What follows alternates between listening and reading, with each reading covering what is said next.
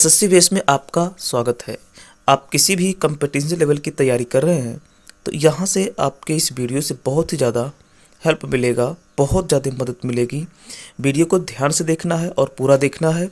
यहाँ पर एक से एक अच्छे से अच्छे रीजनिंग को बताया जाएगा। पहला प्रश्न है, अगर डीओजी को 4157 के रूप में कोड किया गया तो बीएटी के लिए कोड क्या होगा। बीएटी के लिए कोड पूछा है। यहाँ पर ध्यान देना है, डीओजी को 4157 कैसे लिखा गया। अगर देखें तो डी हमारा 4 नंबर पर आता है और ओ आता है 15 नंबर पर और 7 ये जी आता है 7 नंबर पर। यानी कि ये डीओजी के प्रत्येक अक्षर किस किस नंबर पर आए हैं उस नंबर को यहाँ पर लिखा गया है। वैसे ही अगर इसकी बात करें तो बी आता है 2 नंबर पर, ए आता है 1 नंबर पर और टी आता है 20 नंबर पर। तो यानी कि 2120 जहाँ पर दिखेगा वही हमारा सही होगा। 2120 ऑप्शन सी में दिख रहा है तो ऑप्शन सी हमारा सही होगा। आशा करता हूँ आपको क्वेश्चन समझ में आया होगा। अब बढ़ते हैं अगले क्वेश्चन की ओर। सादृश्य पूर्ण करें। जैसे कि यहाँ पर क्या रखा जाएगा इन चारों ऑप्शन में से। लॉजिक यहाँ से हमें ढूंढना है, वही लॉजिक यहाँ लगाना है। बात करें तो यहाँ पर लिखा है JKLMNO, मतलब देखिए लगातार के अक्षरों को लिखा गया है। JKLMNO लगातार के अक्षरों को लिखा गया है। ऐसे ही यहाँ पर लगातार के अक्षर क्या आएगा, PQR तो STU आएगा, PQRSTU ऑप्शन ए में दिख रहा है। जो लॉजिक यहाँ है वही लॉजिक यहाँ पर भी लगाना है, तो STU हमारा सही होगा। बढ़ते अगले क्वेश्चन में। यहाँ पर दिया है 5 + 3 = 40 है, 6 + 4 = 60 है, तो 3 + 2 बराबर कितना होगा। 5 + 3 का 40 कैसे किया। अगर 5 3 को जोड़ लें तो कितना होगा 8, और 8 का इस 5 में गुणा करा दें तो 40 आ जाएगा। ठीक, ऐसे अगर 6 4 को जोड़ लें तो 10, 10 का 6 में गुणा कराएंगे तो 60 आ जाएगा। ऐसे ही अगर 3 और 2 को जोड़ लें 5, और 5 का 3 में गुणा करा दे तो 15 हो जाएगा। क्या 15 दिया है, ऑप्शन डी में देखिए दिया है। तो ये लॉजिक हमारा तर्क सही बैठा और आंसर मिल गया 15, डी ऑप्शन सही है। चौथे क्वेश्चन की ओर। यहाँ पर कहा है कि आकृति 1 और 2 किसी विशेष तरीके से एक दूसरे से संबंधित हैं। कहा है कि दिए गए 4 विकल्पों में से 3 और 4 के बीच संबंध ज्ञात कीजिए। कि 3 और 4 मतलब तीसरा ये है, चौथा ये है, क्योंकि ये दूसरा ये पहला है। संबंध स्थापित करना है, समान संबंध स्थापित कीजिए। तो यहाँ पर बताना है कि जैसे इसका ये बना ऐसे इसका क्या बनेगा इन चारों ऑप्शन में। बात करते हैं तो यहाँ पर ये जो अंदर वर्ग है यहाँ पर वर्ग ही है, परंतु वर्ग का 8 भाग कर दिया गया। यहाँ पर देखिए 8 भाग कर दिया गया है।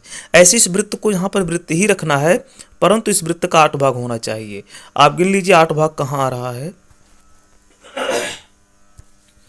पहले ऑप्शन में 8 भाग दिख रहा है, ऑप्शन आपका पहला सही रहेगा। उस उत्तर आकृति का चयन कीजिए जिसे दी गई आकृति के रिक्त स्थान में रखने पर पैटर्न पूरा हो जाएगा। यहाँ पर हमें इस पैटर्न को पूरा करना है, इसमें से क्या रखा जाए। तो इसके लिए हमें सीधा इसको यहाँ से ले जा करके यहाँ मिलाना पड़ेगा और यहाँ पे एक छोटा सा वृत्त बनाना पड़ेगा। तो इस तरह से कहाँ दिख रहा है, तो इस तरह से देखा जाए अगर तो आपका जो है ये तो गलत जा रहा है। ठीक है, गलत इसलिए जा रहा है क्योंकि यहाँ पर देखिएगा तो ये जगह नीचे ज़्यादा ले लिया है। ठीक है, पर सब में देखिए छोटा छोटा जगह है तो यहाँ छोटा ही जगह रहेगा। तो ये तो पहला गलत जा रहा है। इसके बाद में इसको यहाँ से ऐसे मिलाना है और ऐसे कर देना है। ठीक, पैटर्न पूरा हो जाता है। तो इस तरह से। और कहाँ दिख रहा है आपको, तो देखिए यहाँ पर जो बात है, यहाँ पर आपको यहाँ से यहाँ तक मिलाना है। तो इसमें देखते हैं तो अगर इसको मिलाया हुआ देखा जाए तो ये तो पूरा ऐसे कोना जो है, ये कोना और ये कोना दोनों मिला दे रहा है, ये लाइन और ये लाइन से। ठीक है, पर यहाँ पर देखिए ये कोना और ये कोना पूरा मिल नहीं रहा है। ठीक है, बचा हुआ है, अर्थात हमारा ये वाला भी गलत है। ठीक, यहाँ पर देखते हैं तो एक लाइन ये है, एक लाइन और एक्स्ट्रा दे दिया है, पर यहाँ पर तो ऐसा है नहीं, तो हमारा ये वाला ऑप्शन सही है, यानी ऑप्शन बी हमारा सही होगा। ठीक है, बी ऑप्शन। यदि यहाँ पे लिखा है 243178569 में प्रत्येक अंक को दाएं से बाएं अवरोही क्रम में व्यवस्थित किया जाता है, तो इस प्रकार बनी नई संख्या में उन अंकों का योग क्या होगा जो दाएं से दूसरे और बाएं से तीसरे स्थान पर हैं। कहा है कि ये जो संख्या लिखी गई है, अगर इसको हम बाएं से दाएं का मतलब क्या है, ऐसे ये बाएं से दाएं, ये बायां हो जाता है और ये हो जाता है दायां। तो बाएं से दाएं की ओर संख्या लिखना है, पर किस क्रम में? कहा है कि अवरोही क्रम में। अवरोही का मतलब होता है घटते क्रम में। तो घटते क्रम में लिखने के लिए सबसे पहले बड़ा अक्षर लिखना पड़ेगा, फिर उससे छोटा छोटा लिख पाएंगे। तो यानी कि यहाँ 9 रहेगा, 8 7 6 5 4 3 2 1। तो इनमें से हमने सभी संख्या को लिख दिया घटते क्रम में। अब प्रश्न क्या कहा है, दाएं से दूसरा, इधर से दाया इधर है तो इधर से दूसरा नंबर पर हमारा आता है 2, और बाएं से तीसरा, बाएं मतलब इधर से, तो बाएं से तीसरा आता है 7। दोनों का योग पूछ लिया, देखिए योग क्या होगा, योग पूछा है तो 7 और 2 9 होगा। ऑप्शन सी में दिया है 9, हमारा सी ऑप्शन सही है। यहाँ पर कहा है कि निम्नलिखित त्रिकों में अक्षरों का प्रत्येक समूह एक निश्चित तर्क का अनुसरण करते हुए आगे समूह से संबंधित है। दिए गए विकल्पों में से उस विकल्प का चयन कीजिए जो समान तर्क का अनुसरण करता है। अब यहाँ पर देख लेते हैं, जैसे यहाँ पर लॉजिक क्या लगा है, अभी ध्यान से देखना है। यहाँ पर लिखा है BL और यहाँ पर क्या लिख दिया है LB, मतलब इस BL को उल्टा लिख दिया है। ठीक है, BL को उल्टा लिख दिया गया है। और यहाँ पर EL है। अब ये EL कहाँ से आया, तो EL आया है इस E को और इस L को आगे पीछे करके एक साथ लिख दिया है, और बीच का जो BU है इसको सेम रखा है। ठीक, वही लॉजिक इसमें भी लगा है। ठीक है, वही लॉजिक ढूंढिएगा तो इसमें भी लगा है।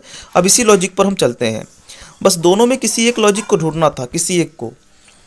तो आगे बढ़ते हैं। जैसे यहाँ पर BL का ELB लिखा है, तो यहाँ पर देखिए PO का है तो यहाँ पर OP लिखना चाहिए था, यानी उलट करके, जैसे BL का LB ऐसे PO का OP, पर ऐसा है नहीं, तो पहला ऑप्शन हमारा गलत हुआ।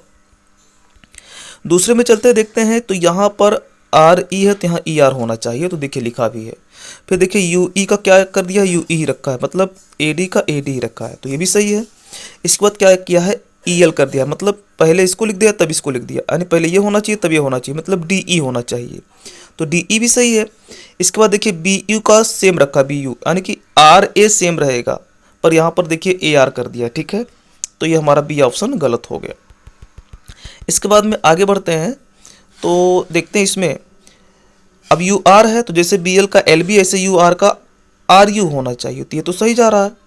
उसके बाद यहाँ पर देखिए UE तो सेम रखा है, तो यानी GE भी सेम रहेगा। ठीक है, फिर क्या किया है, अगले में देखा जाए तो EL एक साथ कर दिया, EL मतलब इन दोनों को उल्टा लिख दिया, पहले E लिखा है तो उसके बाद L लिखा है, अर्थात पहले E रहेगा तब R रहेगा, पर यहाँ पर देखिए ER ना लिख करके आपका कर दिया है क्या, RG। ठीक है, ER ना लिख करके RG कर दिया, तो ये भी गलत, अर्थात D वाला ऑप्शन हमारा सही होगा। आप इसमें लॉजिक मिला सकते हैं, हम आपको लॉजिक बता दे रहे हैं, और यही आपका सही जाएगा। देखिए FO का OF चाहिए, सही है। फिर और यहाँ पर देखिए UE का UE लिखा है, यानी कि UR का UR ही रहेगा। ठीक, फिर क्या किया है, E और L यहाँ पर कर दिया, अर्थात RO यहाँ पर रहेगा, और देखिए BU बीच वाला सेम ऐसे है, तो ऐसे FU सेम ऐसे है यहाँ पर भी। ठीक, इसलिए D ऑप्शन सही है। यहाँ पर कहा कि सभी रास्ते लड़के हैं, सभी रास्ते लड़के हैं, तो यानी कि जो रास्ते हैं वो लड़के के अंतर्गत आते हैं, क्योंकि सभी रास्ते लड़के हैं ना। तो यहाँ पर हम एक डायग्राम बनाते हैं, ये कौन है, ये लड़का है, इसको हम L से दिखा दे रहे हैं, ये लड़का है, और इसके बाद में इसके अंतर्गत आता है सभी रास्ता, तो रास्ते को चलिए हम R से दिखा दे रहे हैं। ये रास्ता है जो सभी रास्ता लड़कों के अंतर्गत आ जाता है। ठीक है, फिर कहा है कोई भी रास्ता बगीचा नहीं है, कोई भी रास्ता बगीचा नहीं, मतलब बगीचा रास्ते से एकदम अलग है, इसको बगीचे को B से दिखाते हैं, बगीचा रास्ते से एकदम अलग है। पहला निष्कर्ष दिया है, कुछ बगीचे लड़के हैं, क्या कुछ बगीचे ये लड़कों में जा रहा है, नहीं, तो पहला वाला कथन तो गलत है। उसके बाद क्या है कि सभी लड़के बगीचे हैं, तो क्या सभी लड़के बगीचे हैं? नहीं, बगीचे लड़के का कोई संबंध नहीं है, तो ये भी ऑप्शन आपका गलत है। तो तर्क पहला, तर्क दूसरा, नहीं दोनों निष्कर्ष गलत हैं। तो यहाँ पर देखिए दिया है सी ऑप्शन, ना तो निष्कर्ष 1 और ना ही 2 अनुसरण करता है, तो हमारा सी ऑप्शन सही होगा। एक निश्चित कुट भाषा में देखिए इतना को इतना के रूप में कूटबद्ध किया गया है, ऐसे ही इतना को इतना के रूप में कूटबद्ध किया जाए तो दी गई भाषा में ए आर ई को कैसे कूटबद्ध किया जाएगा। देखिए इसको लगाने के लिए बहुत ही आसान तरीका होता है। सबसे पहले दोनों में ढूंढना चाहिए क्या है जो मेल खा रहा है। जैसे यहाँ पर देखिए ए आर मेल खा रहा है, ठीक है।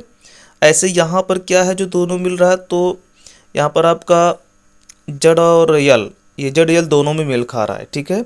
जड़ यल, तो जड़ यल दोनों में मेल खा रहा है और यहाँ पर ए आर ई मेल खा रहा है, तो इसका मतलब है ए आर ई का जड़ यल होगा कूट भाषा।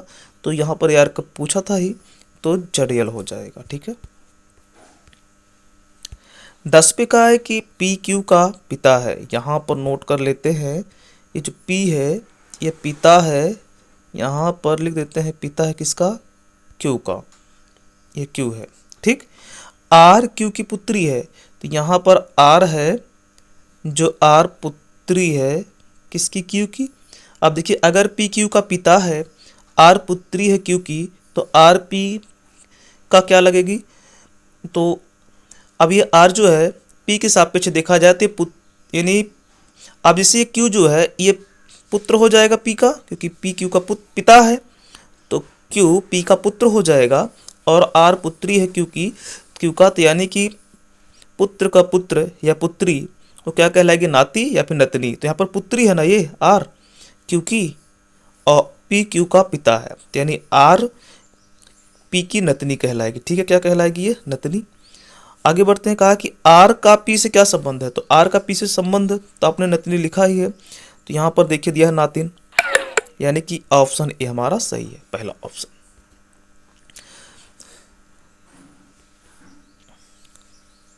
तो पहला ऑप्शन इस तरह से आपका सही जाता है। आशा करता हूँ जहाँ पर जो भी क्वेश्चन बताए गए सब आपको अच्छे समझ में आए होंगे। वीडियो देखने के लिए धन्यवाद।